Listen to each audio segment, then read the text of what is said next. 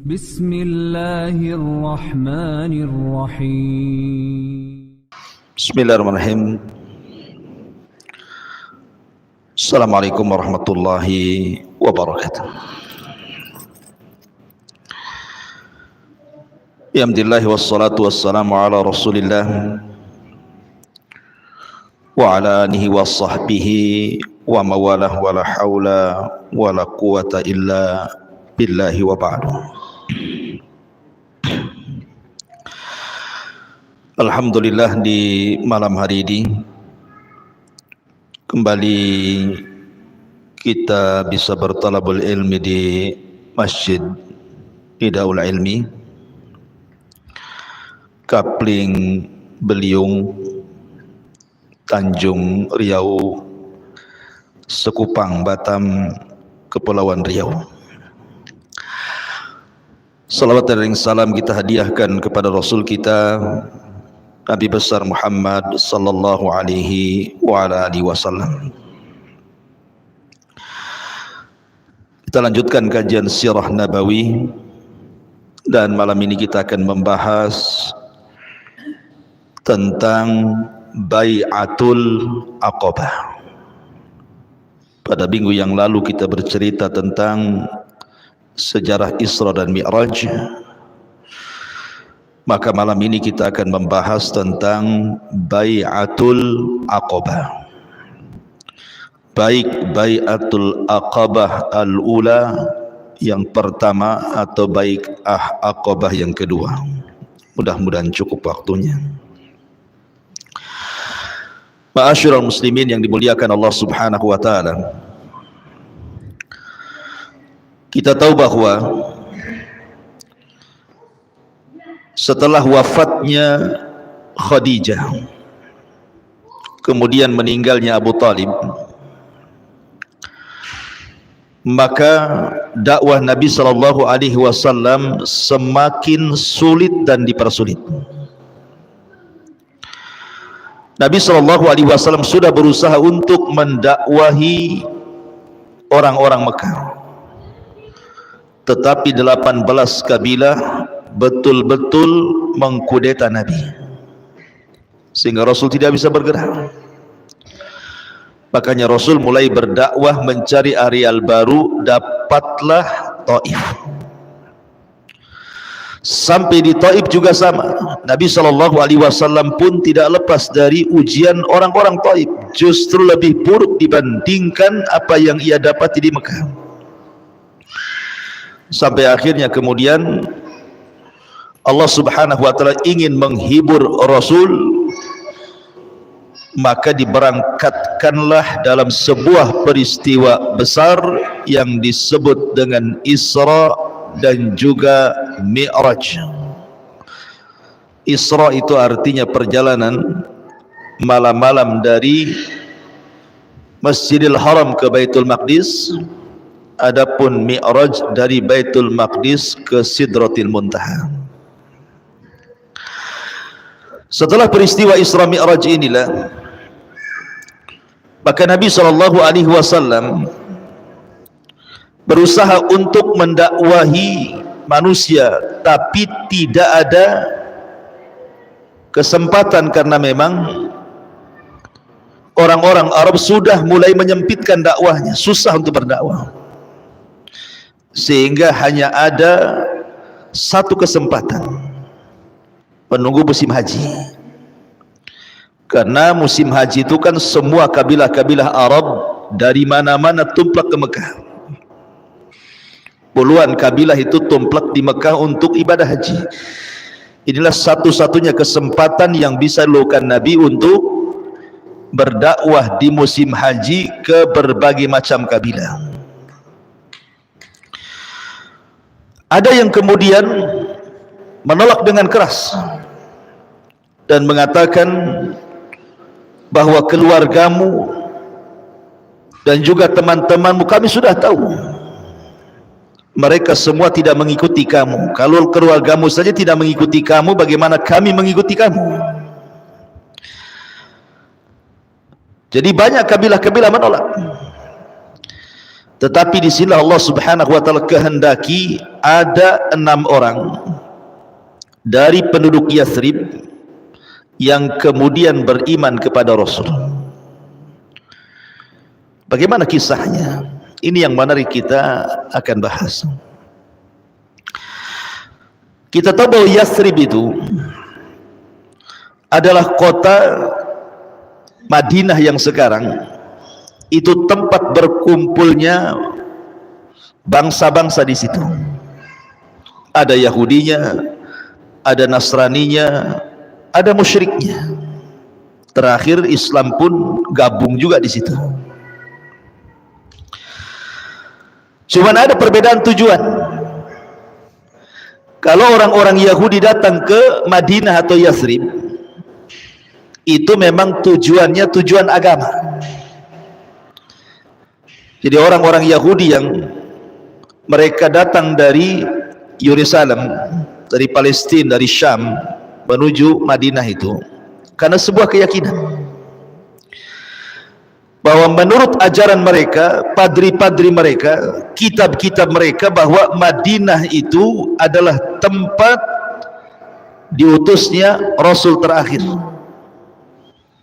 Dan mereka sudah diberikan arahan oleh para pembesar mereka, padri-padri dan tokoh-tokoh agama mereka, kalau muncul Nabi ini, ikuti, tolong dia. Jadi berkumpulnya Yahudi dari mana-mana ke Madinah itu karena sebuah misi agama, menanti-nanti Nabi akhir zaman yang mereka sangka itu turunan mereka, Bani Israel. Berbeda pula dengan Khazraj dan Aus, kabilahnya orang-orang musyrik. Ketika terjadi di Yaman bencana alam yang luar biasa, hancurnya Sad Ma'rib, bendungan Ma'rib hancur gara-gara mereka tidak bersyukur kepada Allah Subhanahu wa taala.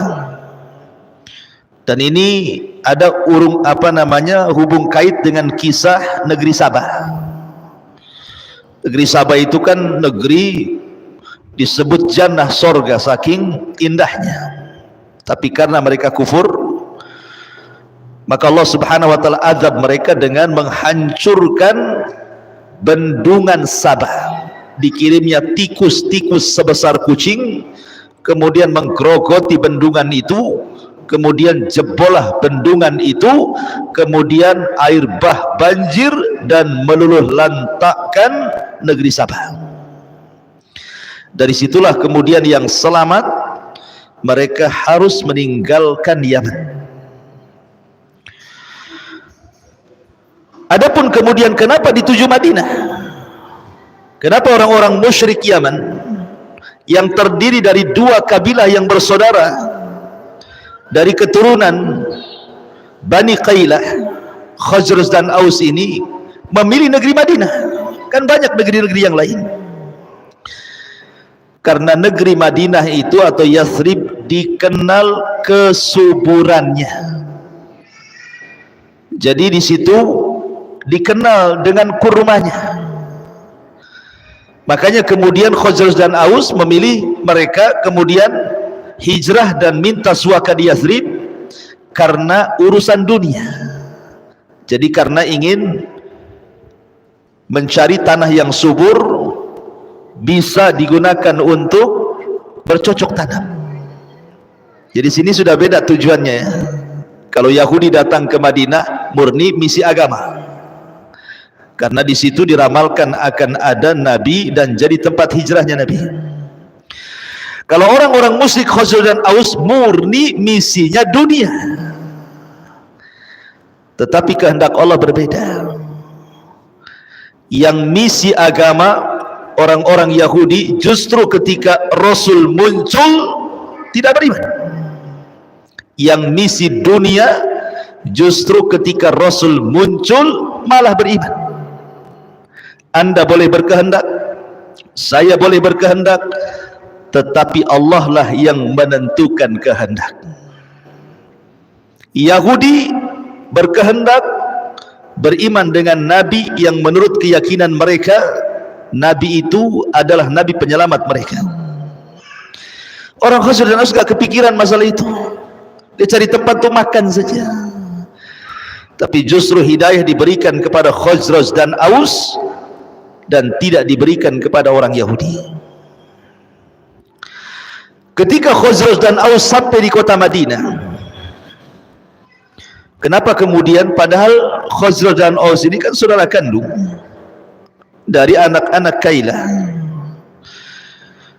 Ketika dua kabilah ini terjadi pembunuhan, salah satu di antara dua kabilah ini berkelahi, kemudian meninggal salah satunya, maka sebab pembunuhan itulah terjadi cekcok dan perbalahan antara orang-orang Khazraj dan Aus selama 120 tahun.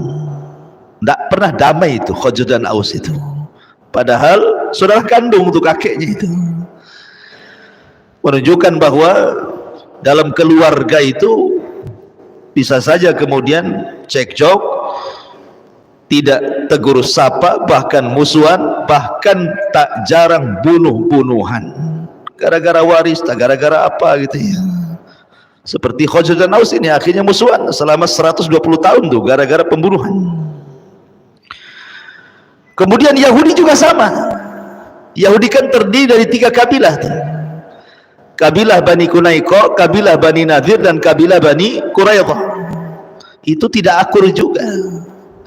Orang kafir itu nampak bersatu, tapi hati mereka bercerai-berai. Tahsabuhum jami'an wa qulubuhum syatta. Kau sangka mereka bersatu? Tidak, orang kafir itu tidak bersatu. Hati mereka pecah. Ya. Jadi Khazraj dan musuhan, Yahudi pun musuhan. Akhirnya Yahudi sesama Yahudi musuhan bergabung dengan salah satu dari kabilah Khazraj atau Aus. Maka kacaulah Madinah, karena yang punya kepentingan Yahudi sebenarnya di sini. Masyarul muslimin yang dimuliakan Allah Azza wa Jalla. Karena orang-orang Yahudi itu misi kedatangannya ke Madinah itu murni misi agama, menanti Nabi akhir zaman. Sementara orang-orang musyrik Yaman dari kalangan Khazraj dan Aus itu yang belakangan akan menjadi orang-orang Ansor, itu murni soal dunia. Jadi kalau ada masalah nih orang musyrik Arab dengan orang Yahudi ini, orang Yahudi itu suka sesumbar. Awas saja kalian, nanti kalau Nabi kami muncul habis kalian. Itu sesumbarnya. Terekamlah ucapan Yahudi ini di telinga orang-orang musyrik Khazraj dan Aus, bahwa kedatangan mereka itu karena misi agama, menanti Nabi yang mereka nantikan selama ini. Jadi maklumat akan munculnya kenabian itu sudah ada di telinga-telinga Khazraj dan Aus. Dari siapa? Informasinya dari Yahudi. Makanya ketika tahun ke-11 setelah kenabian, sebelum hijrah 1 tahun atau 2 tahun sebelum hijrah, maka orang-orang Khazraj dan Aus ini pada haji ke Mekah. Ya. Akhirnya berjumpa dengan Nabi SAW. Orang-orang Yathrib ini 6 orang. Ini yang pertama kali berjumpa dengan Rasul, 6 orang. Lah 6 orang ini kemudian mendengar informasi bahwa di Mekah ada orang aku Nabi. Sementara maklumat kenabian sudah ada kan, karena orang Yahudi sudah selalu memberikan informasi itu. Cobalah kemudian 6 orang ini mencari-cari informasi soal orang yang ngaku Nabi, yang diwanti-wanti orang-orang Quraisy jangan dekati dia, nanti kesihir. Rupanya setelah berjumpa dengan Rasul, berbincang, dibacakan ayat-ayat Al-Quran, kemudian dijelaskan bahwa dia Nabi dan Rasul, kemudian apa saja yang didakwahkan, Allah takdirkan 6 orang ini masuk Islam. Salah satunya adalah Jabir ibn Abdullah radhiyallahu anhu. Pulanglah 6 orang ini. Setelah tahun depan, berarti tahun ke-12 Hijriah kan, rupanya mereka membawa lagi teman-temannya. Dari 6 orang ini membawa lagi teman-temannya menjadi 12 orang. dan 12 orang inilah disebut nuqaba al-ansar. Sebagaimana Nabi Musa punya orang-orang pilihan, Nabi Isa punya orang-orang pilihan yang disebut Hawariyun, maka Rasul pun punya orang-orang pilihan dari kalangan Ansar yang disebut dengan Nuqabaul Ansar. Jumlahnya berapa? 12 orang. Inilah cikal bakal hijrahnya Nabi dari Mekah ke Madinah, karena perjuangan 12 orang ini. Pada tahun ke-12 Hijriah mereka akhirnya datang untuk apa? Melakukan pembaiatan yang pertama yang disebut dengan Bai'atul Aqabatil Ula. Pembaiatan Aqabah yang pertama. Kenapa disebut Bai'at Aqabah? Karena tempatnya di Aqabah, maka disebut Bai'at Aqabah. Ma'asyiral muslimin yang dimuliakan Allah Azza wa Jalla, pembaiatan Aqabah ini 2 kali. Makanya ada disebut Bai'ah Aqabah yang pertama, yang kedua Bai'ah Aqabah yang kedua. Apa sih bedanya? Bedanya 4. Ada 4 perbedaan antara Bai'at Aqabah yang pertama dengan Bai'at Aqabah yang kedua. Pertama dari segi jumlah. Kalau Bai'at Aqabah yang pertama 12 orang dan mereka disebut Nuqabaul Ansar. Kalau baiat yang kedua 70 orang. Kemudian yang kedua, tidak ada perempuan dalam baiat Aqabah yang pertama, tapi dalam baiat Aqabah yang kedua ada 2 perempuan yang terlibat. Kemudian yang ketiga, baiat Aqabah yang pertama tidak disaksikan orang musyrik, murni orang-orang yang beriman yang ingin membaiat Nabi. Tapi baiat Aqabah yang kedua disaksikan orang musyrik. Siapa? Abbas ibn Abdul Muttalib yang ketika itu belum masuk Islam, menyaksikan karena takut terjadi apa-apa dengan Nabi SAW ponakannya. Maka hadir Abbas padahal dia masih musyrik tuh ya. Kemudian yang terakhir, baiat Aqabah yang pertama ini murni pembaiatan soal iman, keimanan. Tapi baiat yang kedua ini adalah soal perlindungan kepada Rasul, pertolongan kepada Rasul, dan mempersiapkan hijrah untuk tempat bagi Rasul. Itulah perbedaan baiat yang pertama dengan yang kedua secara global. Nanti kita jelaskan. Ma'asyiral muslimin yang dimuliakan Allah Subhanahu wa taala. Maka setelah kemudian 12 orang ini pada tahun ke-12 setelah kenabian, mereka haji kembali tahun depannya. Setelah awalnya 6 orang kemudian jadi 12 orang. Mulailah mereka berjumpa dengan Nabi sallallahu alaihi wasallam. Apa isi baiatnya?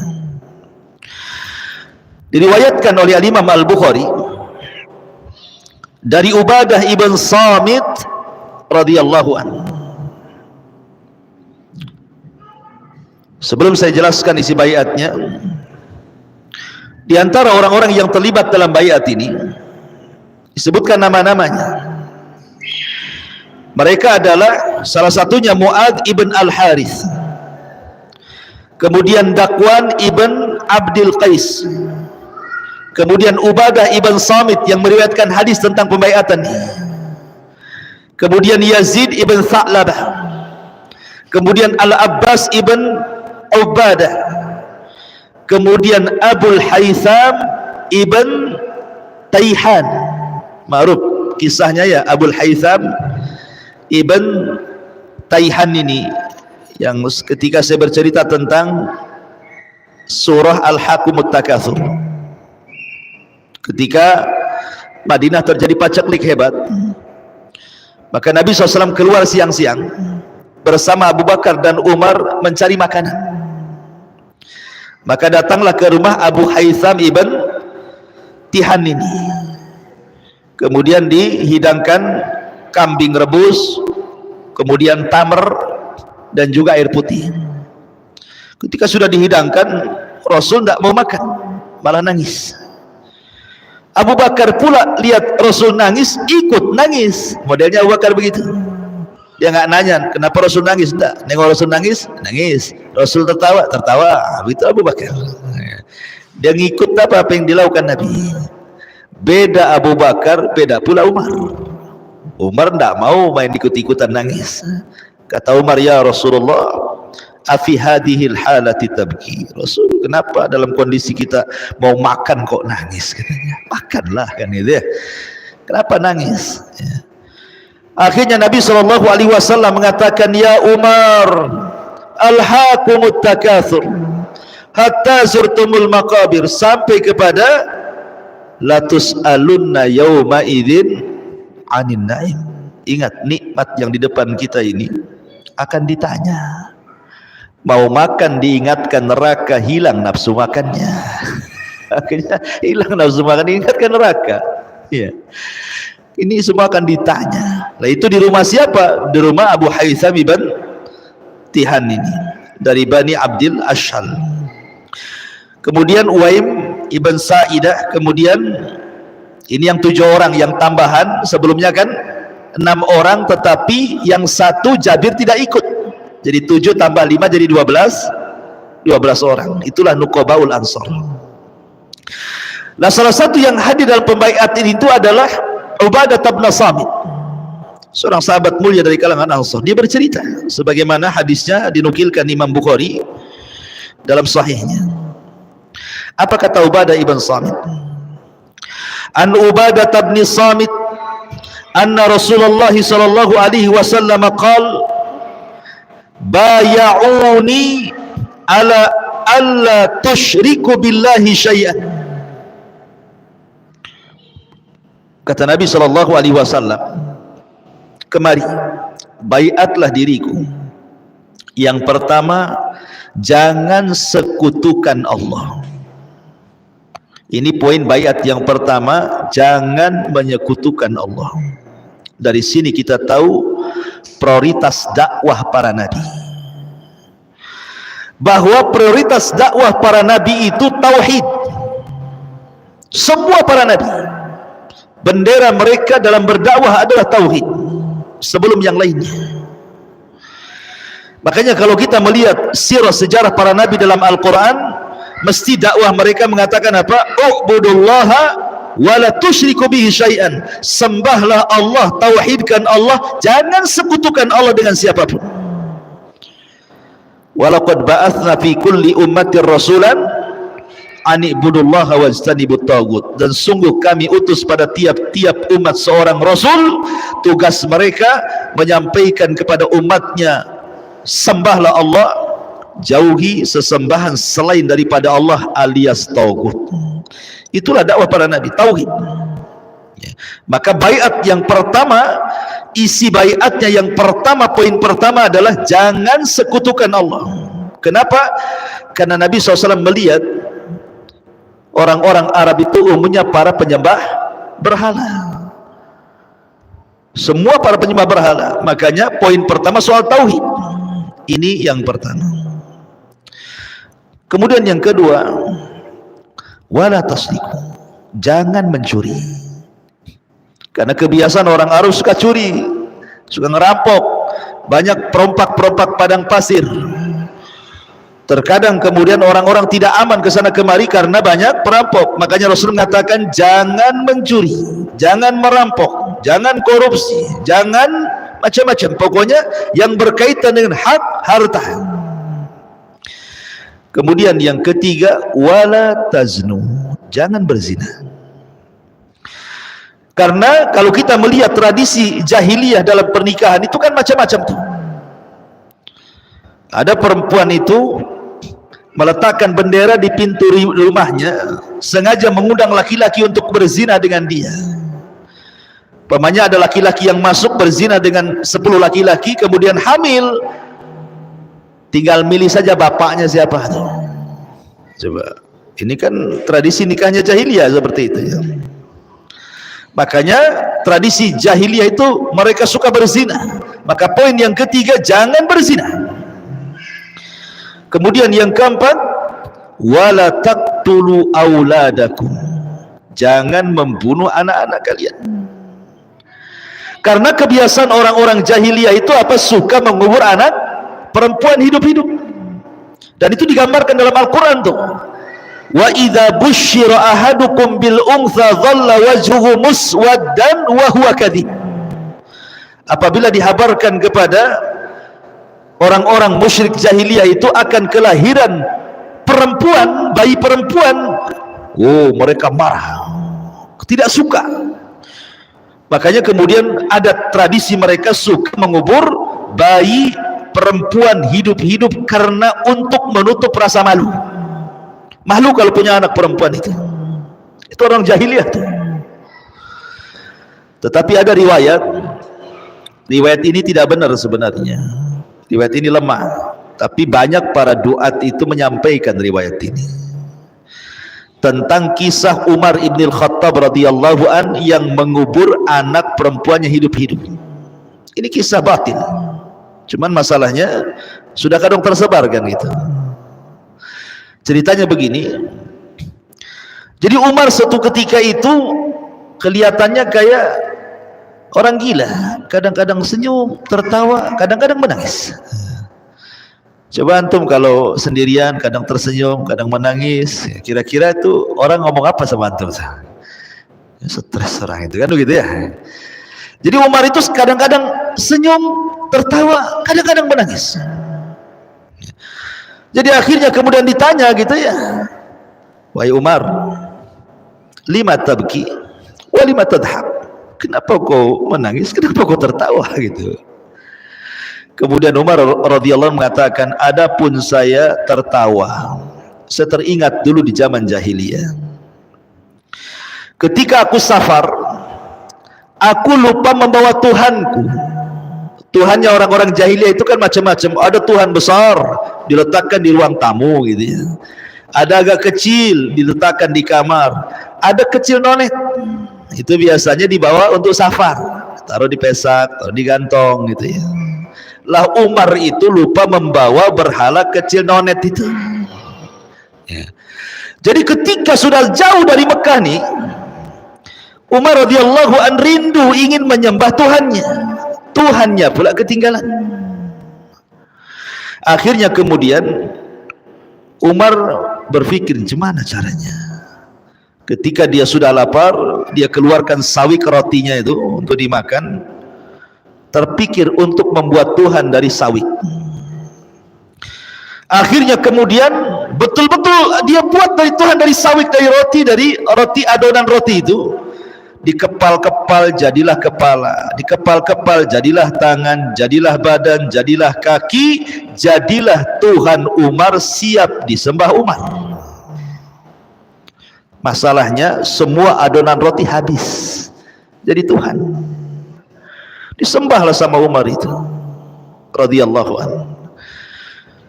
Lama-lama lapar dia, pusing kan, mau makan sawiknya habis, sudah jadi Tuhan. Kalau tidak makan lapar. Akhirnya dia pandang Tuhannya, makan enggak? Ku makan enggak? Gitu ya.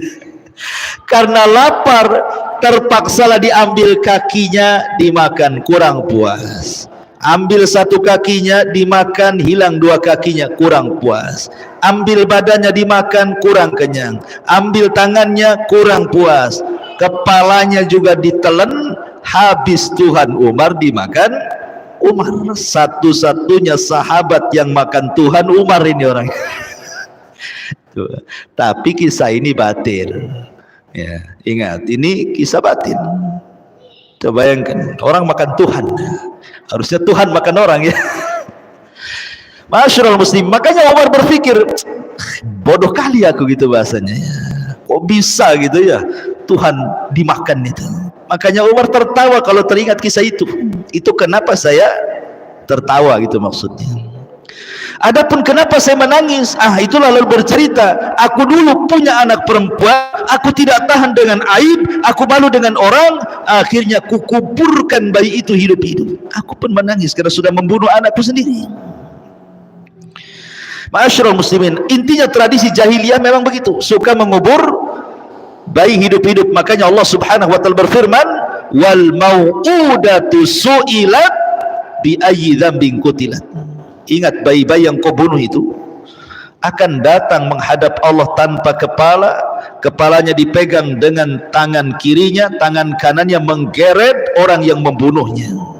Kemudian dia mengatakan, ya Rabb, sal hadza lima qatalani. Ya Rabb, tanya orang ini kenapa dia bisa membunuhku. Tanya ibuku kenapa dia bisa membunuhku. Tanya bapakku kenapa dia bisa membunuhku. Tanya orang-orang yang membunuhku kenapa dia bisa membunuhku. Wal mau'udatu su'ilat bi ayyi dzambin qutilat. Karena tradisi membunuh bayi itu bukan hanya di zaman jahiliyah, sampai sekarang macam-macam alasannya. Ada yang membunuh bayi karena dikatakan anak haram, nggak jelas suaminya, nggak jelas bapaknya, malu, akhirnya dibunuh, dibuang ke solokan, ditaruh di dus, dibuang di tong sampah, sembarang letak, mati dia. Membunuh. Atau karena mungkin takut, kebanyakan anak sudah miskin, banyak anaknya, nanti siapa yang kasih makan? Karena takut kemudian dia tidak bisa ngasih makan, diracun anaknya biar mati. Pada Allah mengatakan, nahnu narzukukum wa iyyahum, kami loh yang kasih rezeki kalian dan anak kalian. Kenapa bingung? La taqtulu auladakum khasyatal imlak, kata Allah. Jangan bunuh anak-anak kalian karena takut makan bersama kamu, takut kemiskinan. Ya. Lah tradisi jahiliyah itu suka membunuh bayi, makanya di antara isi baiat itu wala taqtulu auladakum, jangan bunuh anak-anak kalian. Wala ta'tu bi buhtanin taftarunahu min baini aidikum wa arjulikum, dan jangan kalian melakukan buhtan, tuduhan-tuduhan, kebohongan-kebohongan. Wala ta'suni fi ma'ruf, jangan kalian bermaksiat akan perintah yang baik dariku. Kalau aku memerintahkan sesuatu yang baik, jangan bermaksiat, jangan menentang, kalian harus mengikutiku. Faman waffa minkum fa ajruhu 'ala Allah, kalau kalian memenuhi isi baiat ini, maka pahalanya aku serahkan kepada Allah. Wa man asaba min dzalika syai'an fa uqiba bihi fid dunya fa huwa lahu kafarah. Tapi kalau seandainya kalian melanggar, salah satunya kalian melanggar, anggap saja kalian mencuri, berarti kalian harus dihukum, potong tangan. Anggap kalian berzina dan sudah muhsin, sudah muhsan, sudah menikah, rajam sampai mati. Kalau kalian sampai melanggar, fa'uqib, maka kalian akan dihukum. Di mana? Di dunia. Fahuwa lahu kafarah, tapi hukuman itu jadi kafarah. Daripada engkau nanti dihukum di akhirat, kau lebih baik dihukum di dunia, gitu maksudnya. Engkau mencuri nih, daripada nanti di akhirat kau dihukum, bagus kau potong tanganmu di dunia. Daripada kau ditenggelamkan di neraka karena perzinahanmu, bagus kau dirajam di dunia, gitu maksudnya. Kemudian kata Nabi SAW, wa man asaba min dzalika syai'an fasatarahullahu fa amruhu ila Allah. Tapi kalau seandainya kalian melakukan atau melanggar dari isi baiat ini, ternyata Allah tutupi kalian, tidak ada yang tahu, tidak menyerahkan diri ke mahkamah, tidak ada yang tahu kecuali engkau dengan Allah saja, maka urusannya dikembalikan kepada Allah Subhanahu wa ta'ala. Dan inilah indahnya Islam. Ketika ada seseorang wanita, namanya wanita dari suku Ghamidiyah, wanita dari suku Ghamidiyah, Imra'atul Ghamidiyah, datang kepada Rasul. Rasul, inni zanaitu fatahhirni. Rasul, aku sudah berzina, tolong bersihkan aku. Kata Nabi SAW, jangan-jangan kau hanya peluk-peluk saja, jangan-jangan kau hanya pegang-pegang saja, pulang-pulang. Rasul benci kalau ada orang ngaku seperti ini. Jangan ngaku, gitu maksudnya. Pulang tobat, selesai. Tapi wanita ini mendesak, ya Rasulullah, zanaitu fatahhirni. Rasul, aku sudah berzina, bersihkan aku. Kata Rasul, pulang. Jangan kau sentuh-sentuh saja, pulang. Kata wanita, Rasul, ini buktinya hamil aku. Ada buktinya hamil. Ya. Tolong, aku sudah berzina, ini buktinya aku hamil. Kata Nabi SAW, kalau begitu ya sudah, kau pulang, lahirkan anakmu. Nanti setelah lahir baru datang lagi. Nabi itu ngasih kesempatan 9 bulan. Kalau bisa jangan balik. Ya, sudah kau dikasih ke 9 bulan loh, dia pergi 9 bulan. Itu kan 9 bulan itu cukup untuk bertobat. Jangan balik lagi kepada Nabi. Nabi dah suka tuh. Sudah lahiran, datang lagi sama Nabi. Rasul, zana itu fatwahirnya. Rasul ingat, aku enggak. Dulu aku yang berzina, tolong bersihkan aku nih, lahir, anakku sudah lahir. Nabi SAW mengatakan, tapi bayi itu butuh disusui. Kau pulang susui 2 tahun dulu. Lihat, Rasul ngasih kesempatan lagi tuh. Maksudnya setelah 2 tahun jangan balik lagi, ngaku gitu ya. Sudah di rumah saja, besarkan anak, bertobat kepada Allah Azza wa Jalla. Tapi yang wanita ini ingin bersihkan dirinya. Sudah 2 tahun disusui, datang lagi bawa bayinya. Rasul, aku sudah menyusui 2 tahun loh. Kapan kau rajam aku? Katanya. Kata Nabi SAW, tapi bayi ini butuh makan. Ada enggak orang yang mengkafil bayinya? Masih dicari-cari alasan sama Nabi itu. Kata wanita ini, ada, keluargaku siap menampung dia. Akhirnya karena sudah bulat tekadnya, maka Rasul pun kemudian merajam wanita itu. Kenapa? Karena dia mendatangkan sekuat-kuat dalil. Apa sekuat-kuat dalil? Pengakuan. Kalau ngaku itu tidak perlu saksi ya. Yang perlu saksi itu kalau nggak ngaku, perlu didatangkan 4 saksi. Itu pun melihat langsung, live. Bukan ketika ketahuan yang satu telanjang sana, yang satu telanjang sini, tidak bisa. Saksinya harus melihat, seperti pena masuk ke lubang botol, itu bahasanya itu. Itu saksinya. Jadi tidak semata-mata nuduh orang berzina itu mudah dalam Islam itu. Kalau berduaan ke sana kemari, tidak bisa main tuduh-tuduhan dia berzina. Menunjukkan apa? Kehormatan orang itu dihargai. Sebab kalau seandainya itu dianggap sah saksinya, ini mengancam jiwa loh ya. Kalau dia sudah menikah bisa dirajam. Makanya dalam Islam itu saksi itu tidak sembarang. Tapi kalau sudah ngaku, ya tidak perlu saksi lah. Udah ngaku, apa pula udah ngaku. Maka Rasul merajam wanita ini. Ketika dirajam nih sahabat saking semangatnya, darahnya muncrat, terkenalah bajunya Khalid ibn Walid.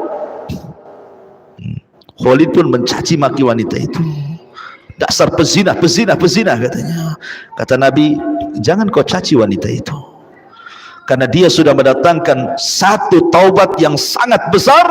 Kalau seandainya taubatnya dibagikan kepada 70 penduduk Madinah, cukup untuk mereka. Tapi syahidnya di sini perkataan Rasul, kalau seandainya waman asaba min dzalika syai'an fasabullah fa amruhu ila Allah. Kalau seandainya orang bermaksiat, sudah tutupi saja. Tutupi saja, tidak usah melapor ke hakim. Taubat saja, itu lebih baik. Karena di antara sifat Allah itu sitir. Sitir itu artinya menutupi aib manusia. Terkadang orang berbuat jahat maksiat di malam hari, Allah tutup aibnya di siang hari. Orang nggak tahu, sehingga kita tidak malu. Terkadang kita berbuat maksiat di siang hari, Allah tutup aib kita di malam hari. Orang nggak tahu. Makanya kenapa dosanya besar orang yang menceritakan aibnya sendiri. Kata Rasulullah, kullu ummati mu'afan illal mujahir. Setiap umatku dimaafkan kecuali orang yang bercerita dosanya terang-terangan. Allah sudah tutupi, kau ceritakan pula. Tahu nggak kamu nih? Saya punya tato di sini, gambar buaya darat lagi. Ini tahun dulu saya pernah jadi preman pasar Sekupang.